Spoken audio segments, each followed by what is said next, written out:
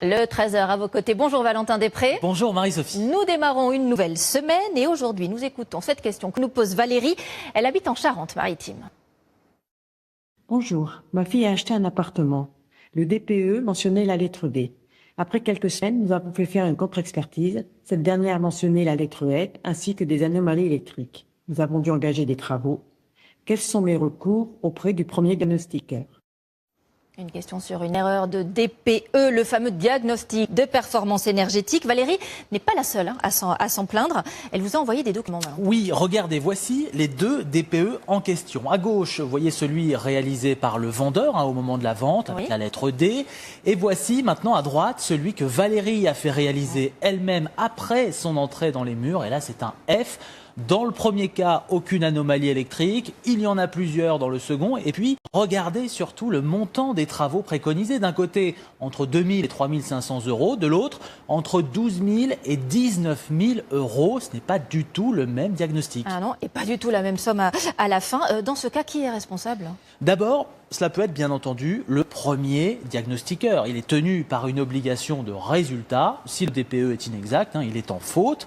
Ensuite, il y a le vendeur du logement. Il est responsable s'il était au courant de l'erreur avant la vente. On parle alors de vice caché. D'ailleurs, un avocat me disait que certains vendeurs font réaliser, vous savez, 3-4 DPE, ils gardent le meilleur, ils cachent les autres. Évidemment, c'est considéré comme de la fraude.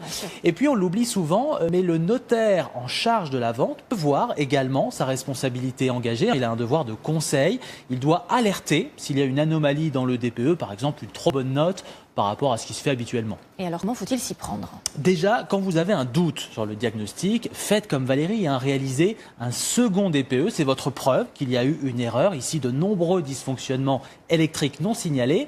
Et avec ce document, par lettre recommandée, on met en demeure le premier diagnostiqueur, mais aussi le vendeur, puisqu'on l'a dit, ils peuvent se renvoyer la balle entre eux et on demande une indemnisation. Et quel montant peut-on exiger ? En général, c'est le montant des travaux de mise en conformité de l'appartement. Autrement dit, tous les travaux nécessaires pour atteindre la note du DPE erronée, en l'occurrence, dans le cas de Valérie, pour passer de F à D, le devis de l'électricien, bien sûr, qu'elle a fait venir chez elle, l'isolation ou bien la peinture. Cela représente évidemment des milliers d'euros. En principe, le diagnostiqueur va faire appel à son assurance responsabilité civile professionnelle et proposer une compensation financière. Mais s'il conteste ? S'il conteste, on saisit le tribunal judiciaire, évidemment. Une expertise sera menée avec cette fois un troisième diagnostic énergie. Ce sera le dernier. Il fera référence incontestable.